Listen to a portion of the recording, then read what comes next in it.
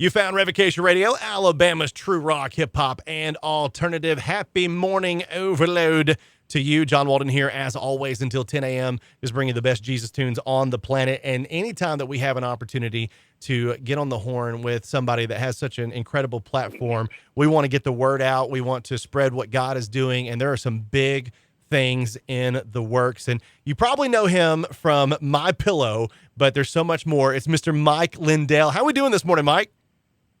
I'm doing great. Feeling good. Hey, we've been having a great conversation off the air, and I'm just so excited. I want to just talk about everything. I feel like we could take 2 or 3 hours, but I know we really want to focus down because so the whole reason that we got connected was the president of our board saw your interview with Mark Levin, and he was like, we've got to get him on. And I watched it. I'm like, oh my goodness, this guy, something incredible is about to happen here. And so through the platform of My Pillow and just what God's been doing through your life, let's start at the beginning for you. If people have seen your story, and I'll do a quick synopsis and you dig deeper, obviously, your parents' divorce was kind of what started the ball rolling for you, from alcoholism to cocaine to even crack cocaine, Mike. So break that down for us, just how you found yourself in that position and how God brought you out of that. Yeah, well, I was very, like you say, my parents divorced when I was 7, and I was put into a new school. And back then, I didn't realize. I just thought I was very shy. I was very, I didn't want to talk. That's led all through my adult life too, where if I didn't know you, I didn't want to reach out and talk to you because I learned now it was my fear of rejection. It was back then in high school and stuff. I would either show off or I wouldn't talk to people. It was basically a one or the other to try and fit in, to try and I always thought I was different. My high school reunion, everyone else was finishing college and they had started their careers, and I had worked at a drive-in movie theater and a grocery store, and got fired at one of those jobs, and had dropped out of college the first year, and I was so far behind them all. And at the 5-year reunion, I took over, just telling them about my, owing the mafia money for football bets, and my parachute not opening, skydiving, and crashing my motorcycle, and getting traffic tickets. But I just needed to feel good about something, and inside I was just, it was so painful because I really wanted what they had, families and careers and things that they had already started. So, but I ended up getting that in 1984. I started around that time. I was introduced to cocaine, so then I could talk to people. I was a very functioning cocaine addict, and I ended up getting a family and a wife on a silver platter, 20-year marriage, and we went through the 80s and 90s and early, and then around the year 2000, I swithed to crack cocaine. And anyone that's a crack addict, you can't. You're peeking out windows. It's a very non-social drug, and it took me down fast. I ended up selling the bars, and then which I shouldn't have. Probably not a good place for an addict anyway. I had these small town bar, I invented My Pillow in 2004 and 5, and I got it in a dream from God. I was always very, very. I believed in God. I didn't have a relationship with Him. I'd be in after the bars closed, I'd be telling my friends about Revelation and stuff I read in the Bible when I was in jail, and they would be saved, and the next day they're quitting, and I'm going, wow, what did I say? I'm losing friends here. This is great, or bad news here. And so anyway, this kept going. I can count. I got a book coming out. I can count 28 people that quit on their last day with me. But I was this was all. I look back now, and it was God chasing me, and me trying to convince myself. But anyway, I invented My Pillow in around 2004, and took about a year to invent. And I put all everything into that, every dime, every energy I had, and my son and I would sit every day on the back deck and tear foam and flying around the neighborhood and tried over 94 different kinds of things to go on a pillow. And finally we had that invented, and it was a complete shutout. Nobody would accept it. And I ended up doing home shows and fairs for like 6 or 7 years, and during these fairs, during that time, so many things happened where one of the things that had to happen was I put a table in front of me and I could actually sell. I felt good about myself when people would buy pillows and they come back the next day and tell me how it changed their life. It wasn't about the money. It was about helping people. And if I stepped out from behind that table, I couldn't talk to people again. So I'd have to have drugs. So I didn't need drugs behind the table. And it was I didn't know why. Then I go, wow, I'm so energetic, and it's so, it was so much. It was actually fun. But I had so much betrayal during those 7 years. I lost a 20-year marriage. My wife, we were actually labeling the pillows in our living room. We were down to nothing. They lost our house, and people were taking our company. And so I lost everything. It got to be 2008, and a lot of things happened in 2008 that led up to me quitting. And one of them was there was a night that it was the end of February in 2008, and I had been on a little public access TV channel here in Minneapolis, and this nice Christian lady, she ran the station, and she invited me in there one day and she said, Mike, I want to put you on air. And I said, I don't want to go on air. And she said, no, just like you are at the shows. And well, I went on, and I was actually going to meet my drug dealer, and I hadn't had my drugs yet. So when I went on TV, everybody that knew me said, you didn't have any drugs, did you? And people that didn't know me say, what were you on drugs? It was that bad. It was wow. It was all discombobulated.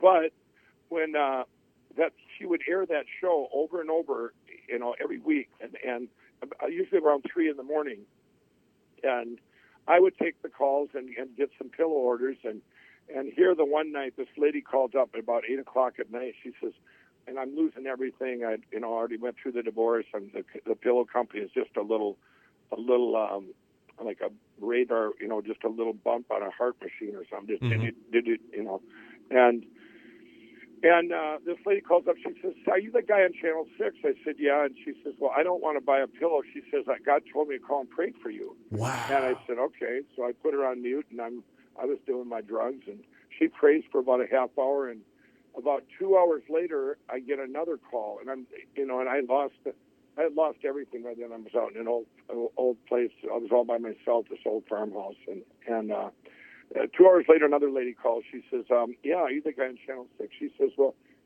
what you're doing is so important and to God and the world or whatever. She says, I want to pray with you. And I said, okay. So she prayed, and then about 3 a.m, I'll never forget it, another guy calls up, and he says, I don't believe in God, but I keep waking up in a dream that I'm supposed to tell you what you're doing is important for God. And he hung up on me. He says, I hope my dreams stop now, you blah, blah, blah. He hangs up the phone. And then at 8 o'clock in the morning, another lady calls, and I've got these people in my book. It's going to be amazing. But at 8 o'clock in the morning, the next lady, and this has never happened. I maybe got one call a week. This lady calls up, and she says, I said, you don't want to buy a pillow, you want to pray. She says, how did you know? And I said, it seems to be the thing tonight. But that led me to, that day, and then my sister had also called, and she said, God's got a big calling for you. He's tired of you standing in front of semis and thinking that, someone else is going to get chosen. And I stayed up for about 14 days. And what was 14 days? I was in Minneapolis and down there at Crack House, and the three of the drug dealers did an intervention on me. I came out, and they go, yeah, Mike's been up for 14 days. Now these dealers knew of each other, but they didn't know each other, and they had never met. And they said, what? He goes, you're not getting any from my guys. And he left, and the other one went down to the streets, and the other one stayed in the chair, and he looked over at me, and he said, how much crack do you have left? And I showed him I had a few crack rocks left, and he sat there and watched me smoke the last ones, but he fell asleep. Now it's about 2 a.m, and I headed down to the streets, and they had got the word out, and I couldn't buy crack anywhere. And these are addicts, and I'm offering $100 for $10 worth or whatever, and wow. Everybody turned me down. And I get back upstairs, and he's waiting up for me, and he says, how'd that work out for you? And he said, and I was all upset. He said, "Give me your phone." And he took a picture. He says, "You're going to need that picture for that book you've been telling us about." And he goes, "You've been telling us for years you're going to come back and you're going to quit everything and you're going to come back and help us all get out of this addiction and the world we're in." And he said, "We're not going to let you die on us." Because I would, and it's funny now because two of them work for me. They're born again Christians. Wow. So it's come full circle, but they. So that was a pretty amazing. But then my son that fall. Other things that happened. He was living with me, and in the driveway, he had a tear in his eye. He had to tell me he couldn't live there anymore. So I knew I wasn't hiding the addiction, and that broke my heart. And he moved out. He was 18, and but it still hit me pretty hard. And then a friend of mine came to me in December of 2008, and he came to me, and he said. He comes walking in, and he was my equal. We both did cocaine at the same time, started in about the early 80s. We both switched to crack at the same time. But I had heard he had been freed of it for 3 years and fell in the Lord. But I hadn't talked to him in a year. And he came in, and I said, "Dick, what are you doing here?" And he goes, "What are you doing here?" He said, "The Lord led me here." He said, "What's going on?" And I go, "Well, as long as you're here, I got some questions." And I said, "Is it boring?" And he said, "No, man, it ain't boring. It ain't boring." But I had all these questions that only he could answer to me because he'd been there. You know what I mean? He was my hope. And this really manifests into what I'll tell you later here about what I'm doing now for addicts. And, he was my equal. I had been in all kinds of treatment centers and and they, some of them went to college to be a counselor. I'm going, what do you know about addiction? But Dick had been to the mountain or been to where I've been at, but I didn't quit that day. It was January 16th. It was about a month later, 2009. Now I made sure that I had no money. Whenever people say, "Well, Mike, was that your bottom?" and I say, "I don't know." I mean, you all I knew is one thing. It was that door that night was closing of what God had called me to do. Everybody's got a calling, and that door was calling. It was closing. And so I made a deal. I said, "God, I want to wake up in the morning and never have the desire for the drugs, alcohol, anything again. And then I'll do this, this platform thing is calling." Wow. I really was kind of like making a deal with God. And I woke up the next morning and the desire was gone. But, then the miracles started happening. I remember I had to borrow money from some guys I didn't even know. A week later, and I walked in, and there was 8 of them in suits, and suits always scared me. Anybody that wore a suit and ate with more than 2 forks, it scared me. I walked in there with just a pillow and some foam and my jars, and I said, but I woke up, by the way, not coming out of addiction. These guys had taken my company, my friends that I had broke bread with. They had taken everything I had, and I had to come up with $30,000 to get my fabric back and cash, and I had nothing in the world. And someone told me about these guys were kind of mavericks. And anyway, I walked in there with this pillow and confidence, and I had to have it within 4 hours. I walked in there and I said, "Yeah," and I see there was a CIO, a CIEIO, a CPO. I mean, all these fees that was scaring me, and I sat down and I told him about, I wanted to borrow 30 grand. I'd pay him back 40 grand within 3 months. And I had nothing for collateral. And these guys had taken my shows and taken my company. And I had a dream of someday doing an infomercial but I'm going to do shows for now and make us back. And I used to be a crack cocaine addict, and I'm going on and on. And the one guy goes, "Well, when did you quit crack?" And I said, "Last Thursday."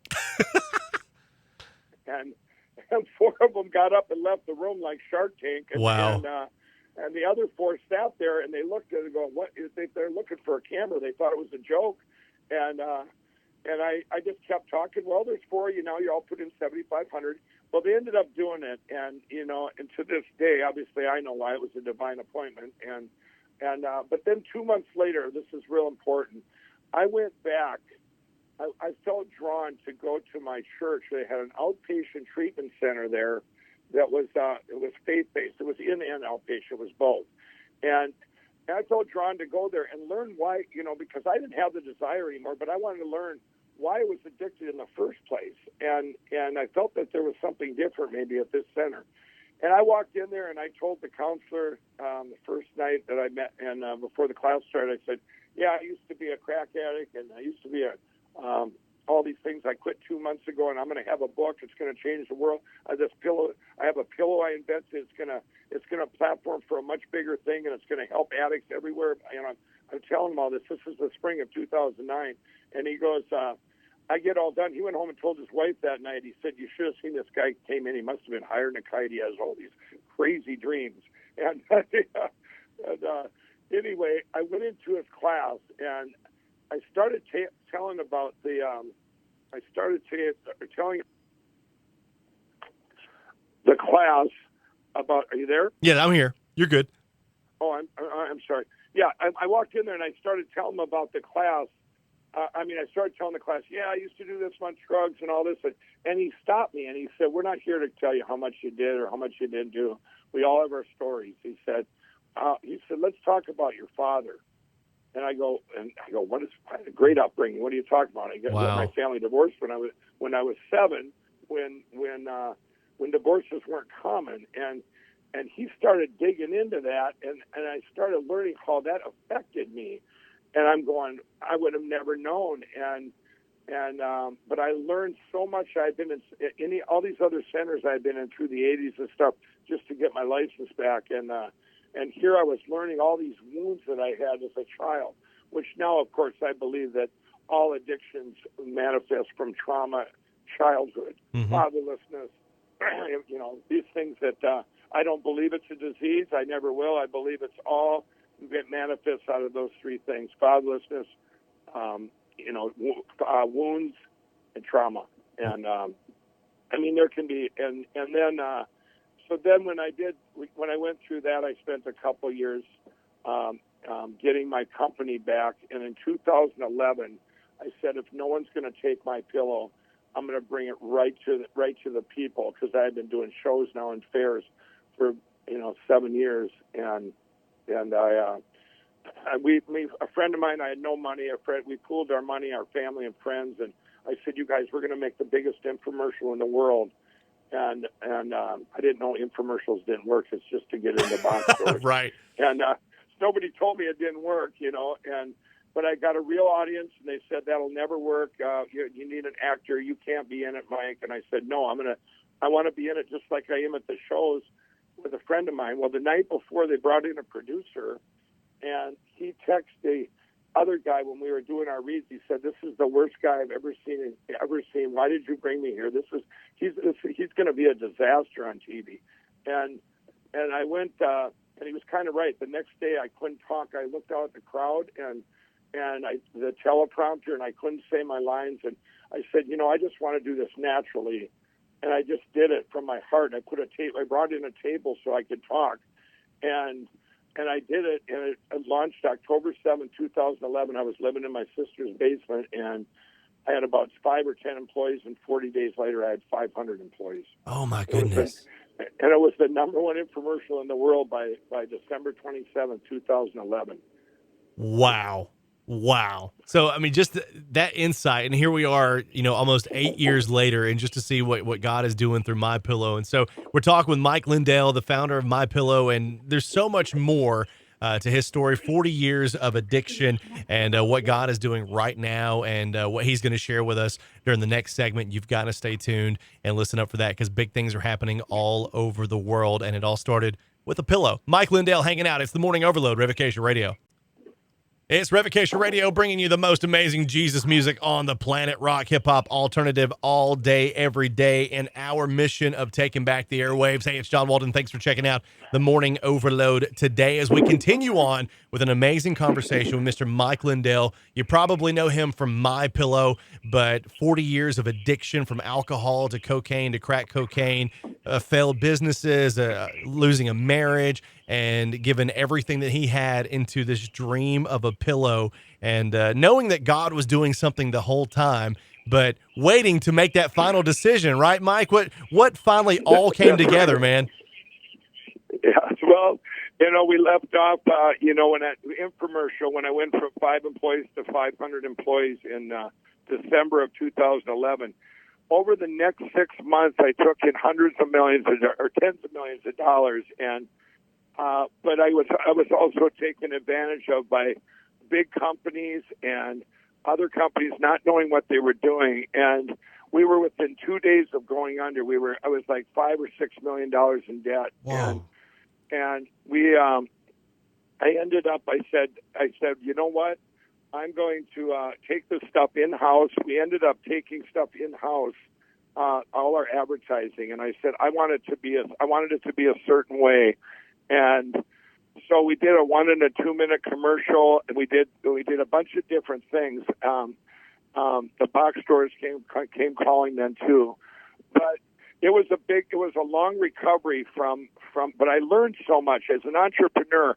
In the spring of, if 2012 had not happened, that whole spring where I took in $100 million and I was $5 million in debt, and I didn't use a bank, I said, God, I'm going to have to work. I said, here I am. I'm going to have to work the rest of my life. And at that time, I'm praying to God. I go, God, what did I do? What did I do wrong? It was, so I started. It started, like I say, pulling stuff in house, and then we did a 1 and a 2 minute commercial in the summer of 2014. We were by that point we had kind of recovered, and then we were again within a few days of going under because the infomercial had fatigued to nothing, and then I met this gal, and she had something I didn't have. She had this relationship with Jesus. You've all seen me wearing my cross on TV since day one, and I would sit and argue with people on the phone with that. They'd go, "Oh, you're wearing your cross to sell pillows," or "You're wearing your cross, you rotten Christian," and bad mouthing Christianity.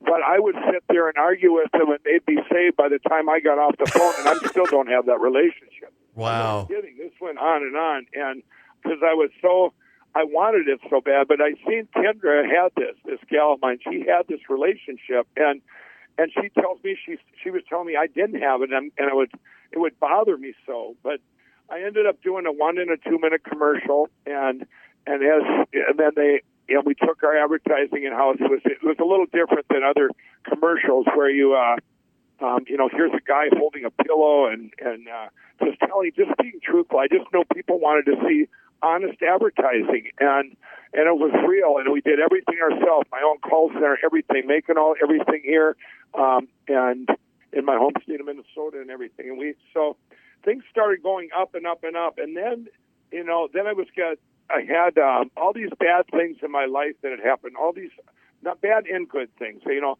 my book is called "What Are the Odds?" From Crack Addict to CEO. Well, what are the odds? What that means is I would look back and I would use mathematical odds to see that God exists. I would go, wow, the odds of that happening are like 1 in a million. The odds of that happening are like 1 in a billion. Right. The odds of this happening is never, and you put it off to chance. Well, when you add them together, when does it become a miracle in your own life? And this is things I would do all the time. But I had gotten complacent. I had been through 14 near-death experiences. I had been through things. I've had guns to my head, swords to my throat. I've had all these things happen in my life, and getting through them and I'm going, that wasn't enough. I'm going, God, show me more, show me more, show me more. Well, then something in 2015, and now, not to get so political, but these are the things that started really going, this has to be God. And in 2015, I had a dream that I would be with Donald Trump in a room, and this is before he ran for president. I go, why would I want to be with Donald Trump in this office? And, right. And then he announced he was running for president, and now I knew, for me, I go, well, the odds of me having that dream, because I do have these dreams, and things started happening in 2015 and 16. In 2016, I was invited to the National Prayer Breakfast. Was against all odds. I'd never been to that, and I was randomly picked by 12 people. Out of 12 people, one of 12 people picked to pray with Ben Carson. That's when he was still running. Right. By the way, now he's a very good friend of mine. I'm gonna see him here in a couple nights here. And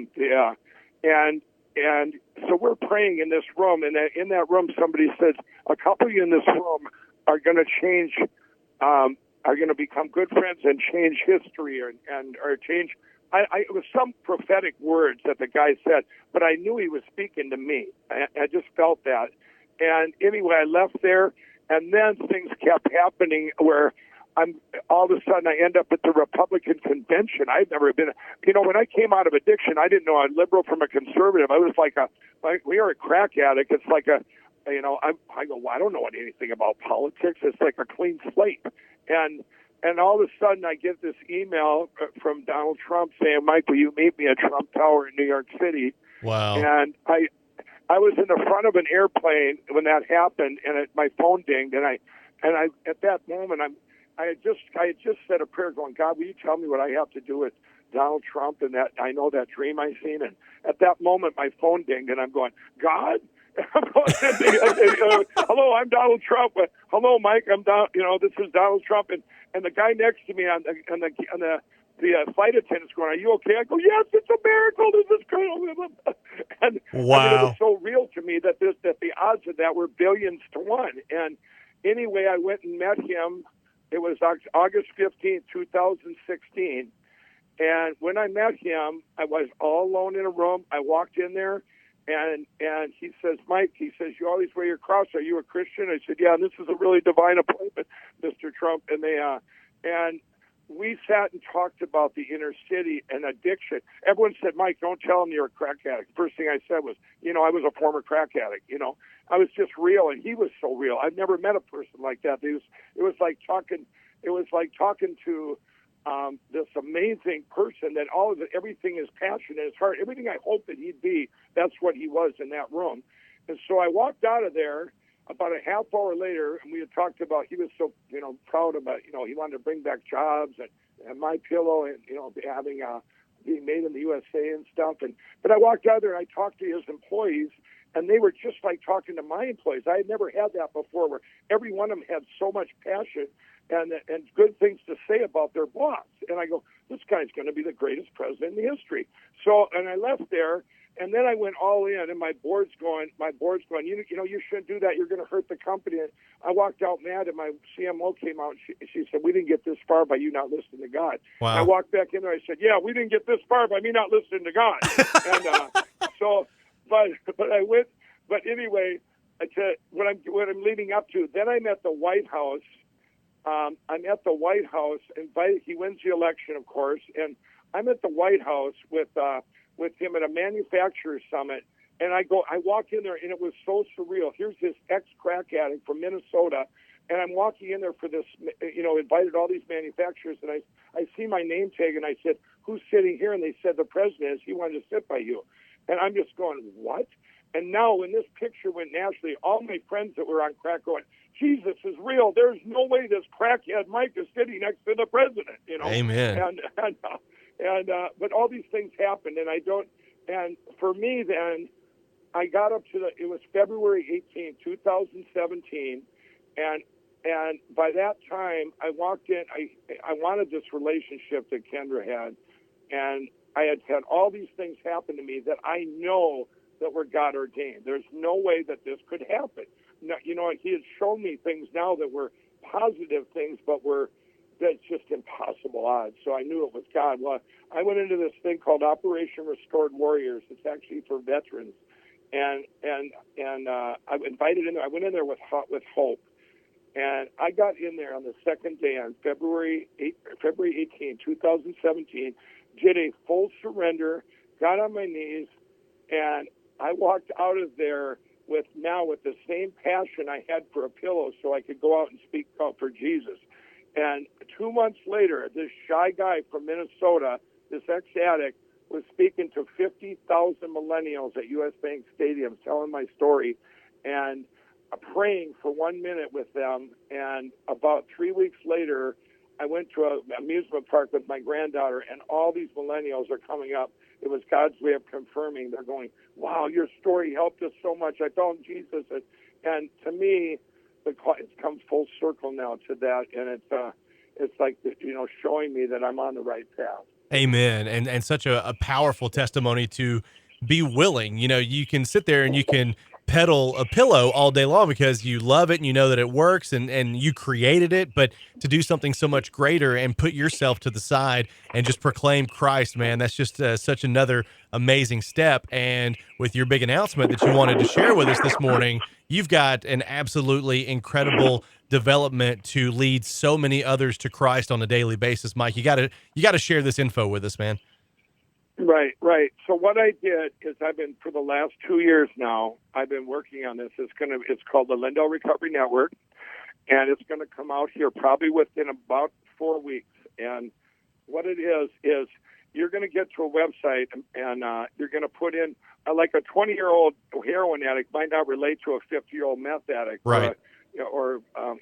So the commonality of the drug. What I've done, you're going to get to the website. Everybody knows me with this platform, and I'm talking to the addict now. Right now, they've monetized the drug addiction, and you go to these secular centers. They got a thing on TV. Addiction's a disease, and you should, if you have insurance, you can come here and pay $30,000 a month, and when your money runs out and your insurance runs out, hey, you're done, you're freed, and they're not working, and then it will cash in your 401k, and you should help your kid because it's a disease, and it's horrible. So what I'm doing is when you're going to see me on there, you tell my story, and I'm going to be the tour guide of the website. I'm going to say, hey, put in your age and your addiction. You put that in, and all these stories come down, but they're not stories of a bottom. What they are is the commonality of a drug, what you didn't like about the drug. Because only an addict would know this. Right. So let's say I'll do crack addiction. I didn't like peeking out windows and being so paranoid or making a promise, and I would have passed a lie detector test, but then I broke my promise. Or I didn't like looking for baking soda, or going to a grocery store and buying a set of spoons or a set of silverware when all I needed was one spoon, or trying to find Chore Boy, or if that couldn't find that, taking apart a lamp to use the wire inside it for a screen. And these are things that I just said right there where a crack addict's going, wow, this guy knows what he's talking about. Now, if you're an addict and you see these stories, you're also looking at them going, how did they make it? Look at they're set free and they're no longer addicted. How did they? But they were like me. And so now they come back on the site, or they come back and I go, hey, you guys, these guys all got free by these people, these centers right here. I have vetted over 3,500 centers in the United States the last couple of years. I'm going to tell the addict, now I'm going to say, you guys go in here. It will work. You're going to, I said, it's going to be like, and don't be afraid of the time, how much time. It's like an apprenticeship on life. And I'm going to do all the reasons an addict wouldn't go in, and I'm going to get them in there. And they're going to go in there off trust because they do work. The ones that I've vetted, they're a huge success rate. I would put any of them over 75% success rate, which we're going to move that number up. Now, when they're in there, I'm going to tell the addict, you guys get out, and you're going to have a job, and you're also going to have a mentor. I have mentors, paid mentors. They're like careers. These are huge paying jobs where all they're doing is mentoring people that come out of these faith-based centers and mentoring these addicts, and they come out. So now and those will be their physical mentors. And then I have an app where it's called a relapse match. So a lot of times an addict, even though they found Jesus, they've gone out and they have that foundation, a good foundation coming out of treatment. There's relapse triggers. And let's say that your wife didn't wait for you, or your kids still don't like you, or you burn bridges and it hurts you that you didn't get them back, or maybe a death in the family. Whatever it is, if your mentor didn't go through it, you put it in this app, and I have a 24/7 call center where now all these other mentors that have went through that exact same thing, now they'll reach out to you. Let's say that your kids still, do not, they can't stand you because of what you did in the past. Now, he had kids and the same thing happened, but he made it through. That's the commonality of a relapse trigger that will keep them on the right path and get them through these things that happen to all addicts, that when they get out, and there's still going to be some pain that you need to be set free of, and this is going to be a complete circle of hope help, and mentorship, and it's going to change this country. And the president just signed this last fall the most amazing this 800-page opiate bill. I was there when he signed it. We have an administration that is so behind addiction that to get rid of this, and it's going to wipe it out. We're getting them the right help, and they're going to trust it. So I'm really looking forward to launching this. I talked to other addicts and they're all going, wow, this is amazing that we've ran through kind of test pilots here. It's just been awesome. Dude, praise the Lord. And Mike, we love you and we thank you. And again, Mike Lindell, founder of MyPillow, moving and creating a new thing, launching in about 4 weeks, the Lindell Recovery Network, and really just taking advantage of the platform that God has provided him with to reach millions upon millions of people and impact those lives for eternity. And Mike, as we wrap it up, we're just so incredibly grateful for you taking the time. Any final words, thoughts, anything else that you want to put out there, man? Well, I just want to say that for any addicts out there, there's hope, and Jesus is that hope. And there's Proverbs 3:5-6. Trust in the Lord with all your heart, lean not unto your own understanding, and always acknowledge Him, and He will guide your path. And that's He's guided my path, and it's being and another thing too. I want to say, once you get that relationship with Jesus, and then you're being, I always used to pray and be reactive in my prayers. Every time, I think a lot of people are that way. You get something bad happens, and you go, God, please get me out of this. I will never do this again. Please help me, Lord, help me. But a lot of times it's not God's will. Where is God's will? God's will is in the Word. So staying in the Word, you can be proactive in your prayers, and it's amazing. It brings such joy to be for me. People say to me all the time, "Oh, you're working so hard, whatever." Addiction's a lot of work. Any addict out there is a lot of work. What I'm doing is fun. I mean, and all the addicts there, I can only tell you what my friend told me back in 2008. No, man, it ain't boring. Amen, dude. You've blessed us this morning, and again, we're just so incredibly grateful. We love you and we thank you. And if you want more details on Mike's story, and I'm sure the details of the Recovery Network are going to be posted, michaeljlindell.com. Go to the website, check it out, and we look forward to helping launch that here and chatting about it on Revocation Radio as well. Mike, thank you so much again, buddy. We appreciate the time. Thanks for having me. God bless you all.